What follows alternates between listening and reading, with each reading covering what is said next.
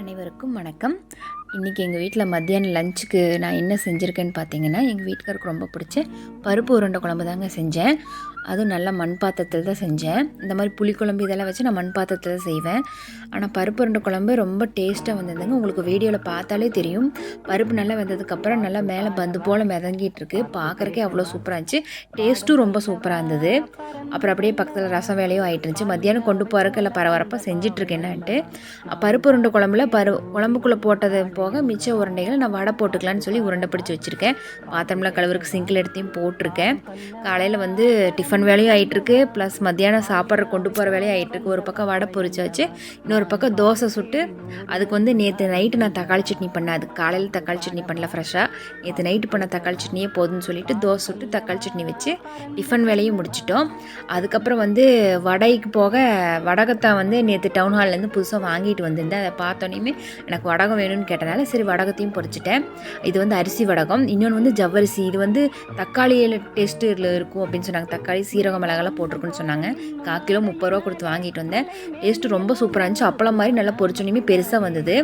இப்போ மத்தியானத்துக்கு நம்ம என்னென்ன லஞ்சுக்கு பேக் பண்ண போகிறோன்னு பார்த்தீங்கன்னா, நல்லா சுட சுட சூப்பராக ரெடியாக இருக்க பருப்பு உருண்டை குழம்பு தாங்க. இது வந்து எனக்கு டிஃபன் பாக்ஸில் பேக் பண்ணுறேன். அதுக்கப்புறம் எங்கள் வீட்டுக்காருக்கும் தனியாக பேக் பண்ணுவேன். இது எனக்கு, நான் வந்து 3 உருண்டை பேக் பண்ணியிருக்கேன். எனக்கு அப்புறம் கூட உட்காந்து சாப்பிட்றவங்க 2 பேர், அவங்களுக்கு ஆளுக்கு ஒரு உருண்டை கொடுக்கலன்னு சொல்லி 3 உருண்டையோடு பேக் பண்ணிட்டேன். அதுக்கப்புறம் எங்கள் வீட்டுக்கார் தனியாக தான் சாப்பிடுவார், யாருக்கும் ஷேர் பண்ணி சாப்பிட மாட்டார். இருந்தாலும் பரவாயில்ல, நான் அவருக்கு ரொம்ப பிடிச்ச குழம்புங்கள்னால அவருக்கும் 3 உருண்டையோடு பேக் பண்ணிட்டேன்.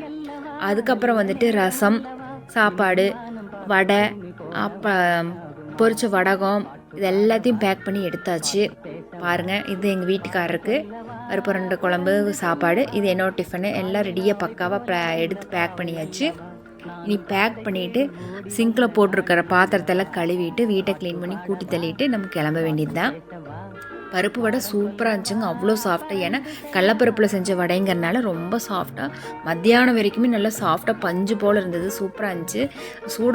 சுட்டோன்னே சாப்பிட்டா கொஞ்சம் முறுமுறு நினச்சி, மத்தியானம் சாப்பிட்றப்ப எங்களுக்கு வந்து கொஞ்சம் மெதுன்னு நல்லா இருந்தது. சூப்பராக இருந்தது. வடகமும் டேஸ்ட்டாக இருந்துச்சு. எல்லாத்தையும் காலி பண்ணியாச்சு இன்றைக்கி. நல்லா எல்லா வேலையும் முடிச்சுட்டு பாத்திரம்லாம் கழுவிட்டு வீட்டை க்ளீன் பண்ணிவிட்டு ஆஃபீஸுக்கு கிளம்பியாச்சு. இதை பாருங்கள், ஏன்னா நம்ம காலையில் சிங்கில் பாத்திரத்தை போட்டு போனால் சாயங்காலம் வரும்போது வீடே ஒரு மாதிரி வாசம் அடிக்கு. அதனால் நான் எப்போவுமே காலையில் ஒரு பாத்திரம் இல்லாமல் கழுவி க்ளீன் பண்ணி வச்சுட்டு தான் நான் ஆஃபீஸ் போவேன். சாயங்காலம் வந்து ஒரு 10 நிமிஷம் ஃப்ரீயாக உட்காரலாம். இது பாருங்கள், இது எங்கள் வீட்டுக்கார் பேக்கு, இது என்னோடய பேக் எடுத்துகிட்டு ஆஃபீஸ்க்கு